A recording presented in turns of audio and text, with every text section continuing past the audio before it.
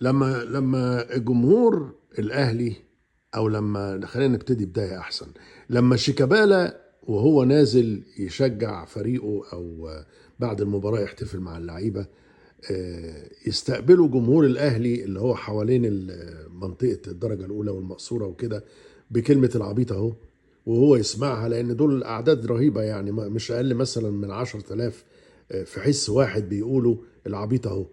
وبعدين ما يتكلمش، شوف الادب بقى، ما اتكلمش المره دي. بس المرات اللي قبل كده كان بيتشتم، وشتايم افزع من دي، ما كانوش بيقولوا العبيط اهو، كانوا بيقولوا كلام فيه امك ومش امك. يجوا بقى يزعلوا قوي ويعتبروه هو اللي خرج بقى عن النص لما يرد.